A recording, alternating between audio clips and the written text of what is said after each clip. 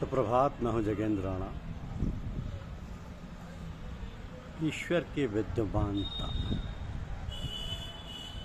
ईश्वर की विद्यमानता, यह हमारी आज की आध्यात्मिक चर्चा का विषय है। देखिए, ईश्वर सर्वत्र विद्यमान है, ये हम सभी मानते हैं। अब प्रश्न उठता है कि ईश्वर की इच्छा क्या है, उसकी आज्ञाएं क्या है, वो क्या इशारा करता है, वो मनुष्य से क्या चाहता है कि मनुष्य उसके लिए क्या करे। तो सच जानिए, वह मनुष्य से कुछ भी नहीं चाहता है। यथार्थ में मनुष्य ईश्वर के लिए कुछ भी नहीं कर सकता। मनुष्य की इतनी सामर्थ्य ही नहीं। वो निराकार, निर्गुण, अभौतिक, परम, अपनी ही समग्रता में परिपूर्ण है। कुछ भी उससे परे नहीं है। वो सब में व्याप्त विभू होते हुए भी सबसे परे है। सारा जगत उसके सापेक्ष है और स्वयं परम निरपेक्ष है। तो मनुष्य की वहाँ तक पहुँच ही नहीं है। उसकी पहुँच मनुष्य तक ही नहीं, समस्त जड़ चेतन तक है। वो केवल एक ही इशारा करता है कि वह सदैव सर्वत्र उपस्थित है और उसकी उपस्थिति से ही चराचर जगत सक्रिय है एवं जीवन धारण करता है। तो हमसे कुछ भी कहता ही नहीं। किंतु ये तो हमारी समझ होनी चाहिए कि हम उसकी उपस्थिति, उसकी विद्यमानता को अनुभव करें। उसने अपने विराट चैतन्य रूप अग्नि स्कंद की एक चिंगारी हमें दी हुई है। ईश्वर को हम मानते हैं, इससे क्या अर्थ है? लोग समझते हैं कि ईश्वर है और मैं मानता हूँ ईश्वर है, यही ईश्वर को मानना है। ये ठीक है, पर पूरी तरह से ठीक नहीं है। जब एक नास्तिक कहता है कि मैं ईश्वर को नहीं मानता, मैं ईश्वर के होने से इनकार करता हूँ, तो इसका असली अर्थ क्या होता है? यही कि ईश्वर तो है। इस विचार का निषेध करता है। ईश्वर के होने या ना होने से इनकार नहीं किया जा सकता। इनकार कर भी दें तो ईश्वर के होने या ना होने पर कोई प्रभाव नहीं पड़ता। इसी प्रकार एक सामान्य व्यक्ति जब कहता है कि मैं आस्तिक हूँ, मैं ईश्वर को मानता हूँ, तब भी कुछ ऐसा ही आशय होता है। ईश्वर तो है और मैं इस विचार को स्वीकार करता हूँ। तो व्यक्ति ईश्वर है इस विचार को इनकार या स्वीकार करता है बस। क्योंकि हमारे ईश्वर एक धारणा है, एक विचार है और एक मनोनिर्मित आकृति के रूप में हमारे लिए है। तो ईश्वर हमारे लिए एक मानसिक निमित्त है। विश्वास भी सामाजिक मानवीय जीवन में लाभकारी होता है। इससे व्यक्ति का मनोबल बना रहता है, आत्मविश्वास को शक्ति प्राप्त होती रहती है और अस्थायी रूप से संतोष तथा शांति का अनुभव होती है। तो वो सांसारिक परिस्थितियों का सामना करने या उससे सामंजस्य कर पाने में एक सक्षमता अनुभव करते हैं।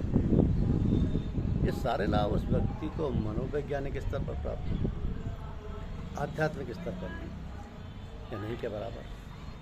कारण भी यही है कि हम ईश्वर को नहीं, ईश्वर के विचार को जानते हैं। विभिन्न धर्म संप्रदायों के शास्त्रों में ईश्वर के विषय में जो कुछ भी शब्दों में, भाषा भेदों में कहा गया है, वो ईश्वर का विचार मात्र ही है। वो ईश्वर की वैचारिक और सांकेतिक अभिव्यक्तियाँ हैं। यह भी सत्य है, यह वैचारिक सत्य है। यहाँ सत्य विचारों या प्रतीकों के पीछे छुपा हुआ है। विचार और प्रतीक इस अर्थ में सत्य है क्योंकि वह उस परम सत्य का उद्घाटन करने में सहायक है। तो जब तक अनुभव नहीं है, प्रत्यक्ष नहीं है, दर्शन नहीं है, तब तक सब कुछ शाब्दिक ज्ञान है। अनुभव ही वास्तविक ज्ञान है। ये विचार तथा प्रतीक उस परम सत्य की छायाएं हैं। तो परम सत्य नहीं है, पर छायाएं तो उसी की हैं। ये तो सत्य ही है। छायाएं अभासित हैं, आभास कराती हैं, किंतु वे आभापूर्ण नहीं, इसलिए प्रत्यक्ष नहीं कराती। परम सत्य वह ईश्वर एक है और सारे वक्तव्य उसकी छायाएं हैं।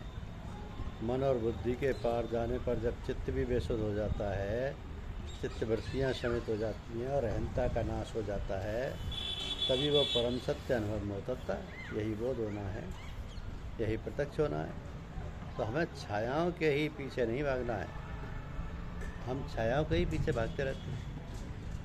हमें स्थिर होकर छायाओं को देखना समझना है और एकदम छायाओं के पीछे छोड़ कर आगे निकल जाना है। उसके सामने जिसकी वह छायाएँ थी, तब पता चलता है कि मैं जो शरीर नहीं है, वह मैं भी उसकी छाया है। वह तो मेरे भीतर भी प्रतिभाषित हो रहा है।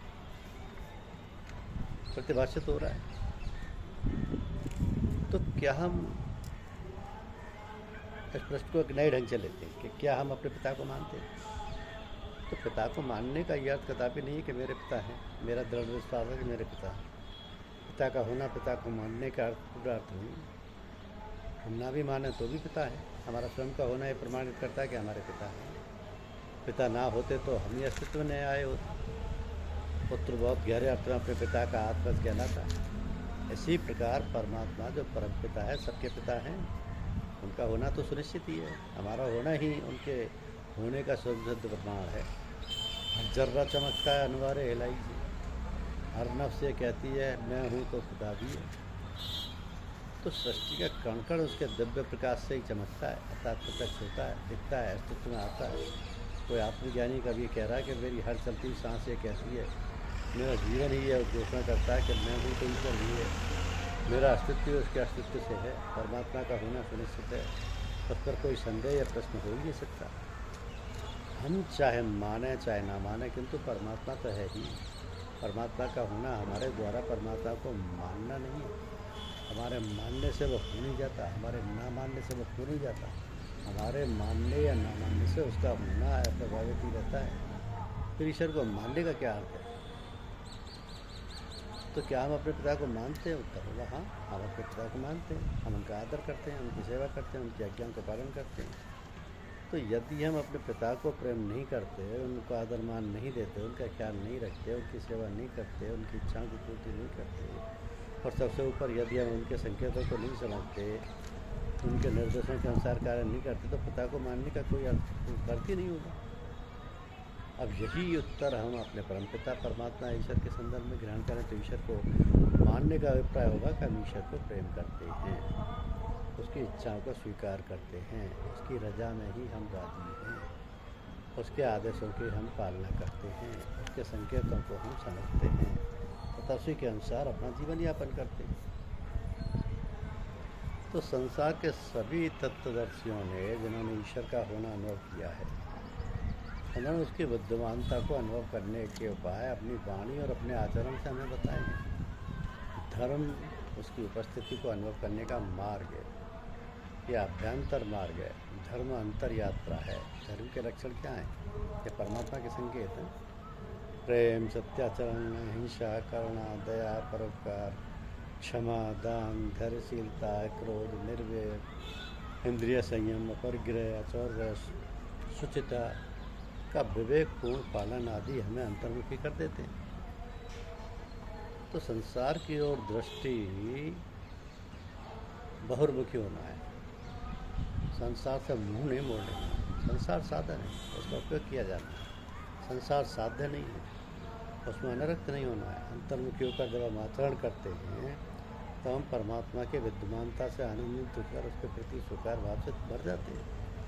यही है ईश्वर को मानने का अभिप्राय। हमारा मंदिर जाना, तीर्थाटन करना, रामनामी दुपट्टा ओढ़ना, हवन करना, आरती करना, माला फेरना, व्रतोपवास करना, ग्रंथ पाठ करना आदि ये प्रमाणित नहीं करते कि हम ईश्वर को मानते। हमारे हृदय की पवित्रता और बुद्धि के विवेक द्वारा स्वीकार भाव से अंतर यात्रा पर चल पड़ना ही प्रमाणित करता है कि हम ईश्वर को मानते हैं। ये तो हमारी समझ है कि हम उनकी उपस्थिति, उसकी विद्यमानता को अनुभव करें। उसने अपने विराट चैतन्य रूप अग्नि स्कंद की एक चिंगारी हमें दी है। उसकी इच्छाएं क्या हैं, उसकी आज्ञाएं क्या हैं, वो इशारा करता है। वो मनुष्य कुछ नहीं चाहता, मनुष्य कुछ नहीं कर सकता उसके लिए। यथार्थ में मनुष्य ईश्वर के लिए कुछ भी नहीं कर सकता। मनुष्य की इतनी सामर्थ्य नहीं है। वह निराकार, निर्गुण, भौतिक, परम ज्ञानी, समग्र, अपनी ही समग्रता में परिपूर्ण है।